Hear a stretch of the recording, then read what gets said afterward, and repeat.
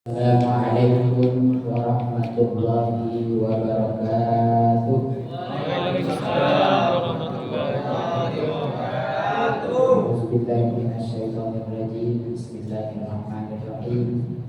Alhamdulillahilladzi bi ni'matihi tatimmus shalihat. Asyhadu an la ilaha illallah wa asyhadu anna Muhammadan Rasulullah. Allahumma shalli ala sayyidina Muhammad wa ala ali sayyidina Muhammad. Bapak Ibu jamaah rahimani wa rahimakumullah. Mau menuju Ramadan ya. Pakai kamilah tausiah ya. Langsung kita sholat tarawih.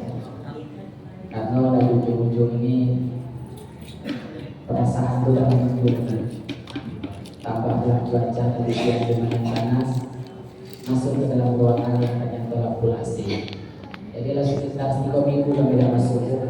Karena jadwal pertama kami tidak sempat masuk sekali lagi. Ternyata alhamdulillah masjid kita ini sudah mendominasi. Jadi mudah-mudahan ini semua sebagai usaha daripada pengurus untuk kita senantiasa tetap dan senantiasa bersemangat daripada kepada Allah Subhanahu wa taala.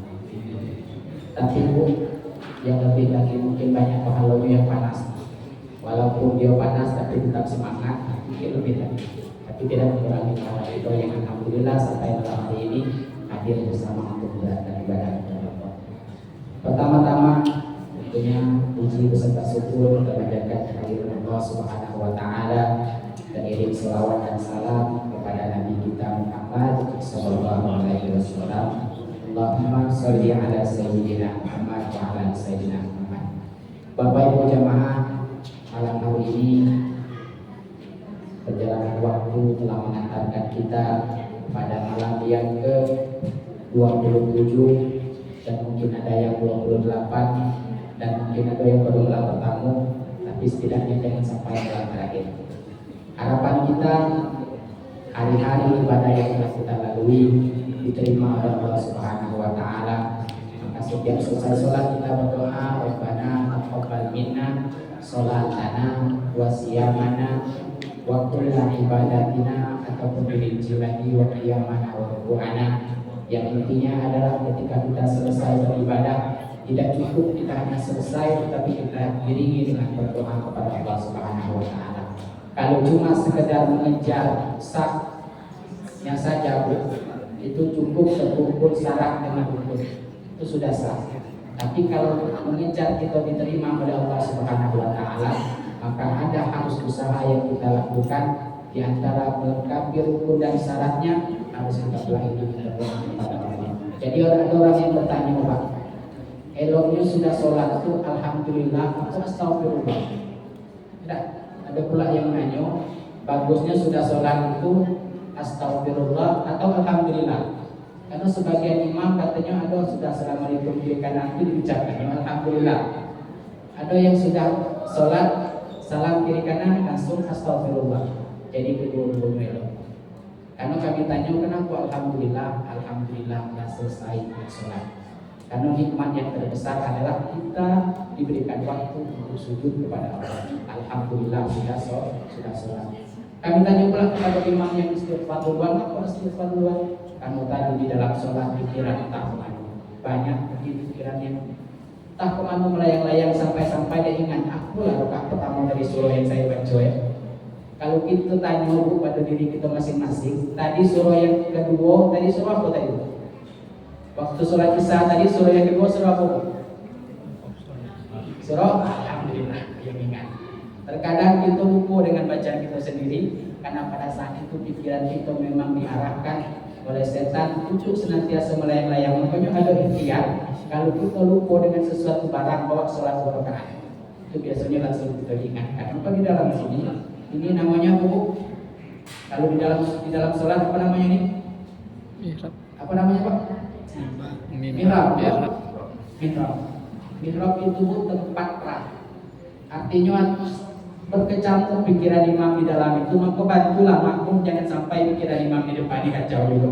Kalau sekiranya makmum pikirannya kurang konsentrasi, biasanya koneknya ke depan dulu. Maka imam itu dipilihlah orang-orang yang benar-benar bisa menguasai situasi keadaan imam. Ditengok makmum di belakang, ada yang anak-anak, ada yang mungkin orang tua. Makanya jangan terlalu cepat niat, jangan pula terlalu lambat niat. Tapi kita tengok situasi bahwasanya di sholat tarawih itu kebanyakan favoritnya imam yang cepat. Nah, maka di tempat kami itu kalau jadwalnya lalu itu ditandoi. Kalau besok orang tua bakalan lambat, itu mulai dikit. Tapi mudah-mudahan di sini tidak mungkin.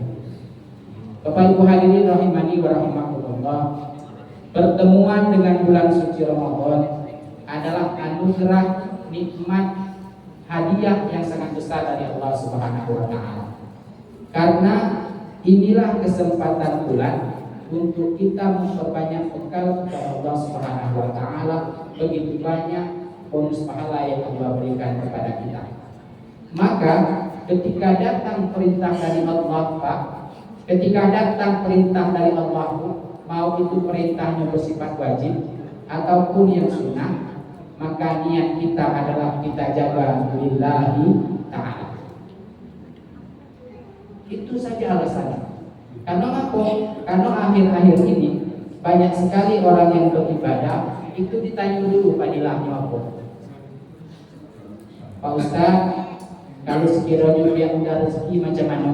Baca surah Al-Waqiah.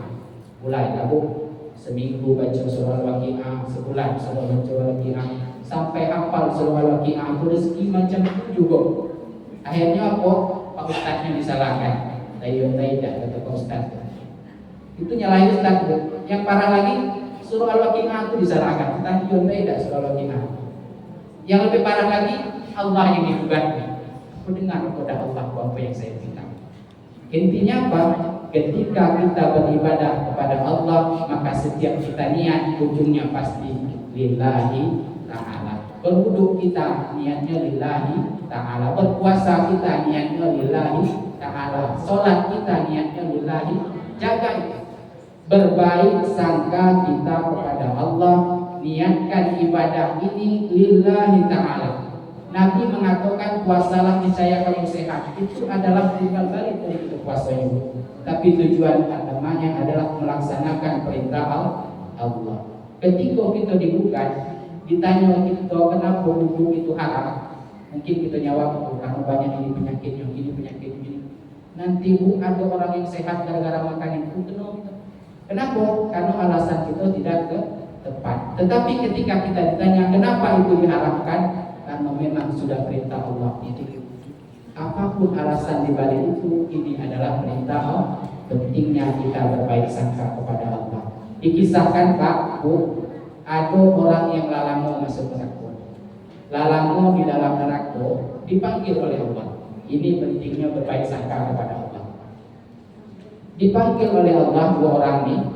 Ditanyalah kepada mereka. Yang pertama ditanya, wahai fulan, kenapa kamu masuk neraka? Dijawabnya, ya Allah, selama hidup saya selalu melanggar perintah. Saya enggan mengerjakan perintah dan kewajiban. Saya selalu senantiasa berbuat dosa. Ngaku dia, pantas kata Allah, kamu masuk ke dalam neraka. Yang kedua, ditanya, wahai fulan, kenapa kamu masuk neraka? Jawabannya hampir sama. Saya banyak dosa ya Allah. Saya selalu melanggar perintahmu. Saya senantiasa berbuat dosa dan maksiat. Kata Allah, pantas kalian berdua masuk neraka. Sekarang silakan kembali lagi ke neraka, kata Allah. Orang yang pertama, Pak, setelah mendengar perintah ini dia langsung berlari ke neraka. Dipanggil lagi oleh Allah, wahai fulan, kenapa engkau langsung berlari ketika aku perintahkan, padahal ini kembali menuju neraka? Jawabannya apa, Pak? Ya Allah, semasa hidupku aku senantiasa lalai enggan menjalankan perintah. Sekarang walaupun ini perintahnya menuju neraka, akan aku laksanakan.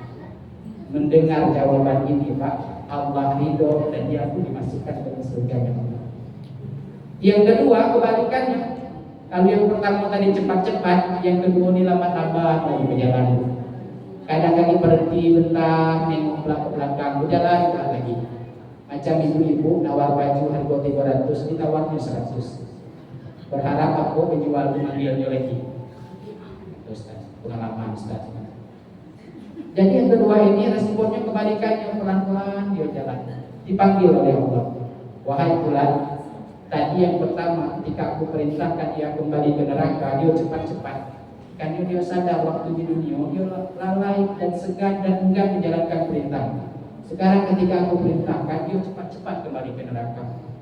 Sedangkan kamu kenapa kok lambat-lambat kali ini?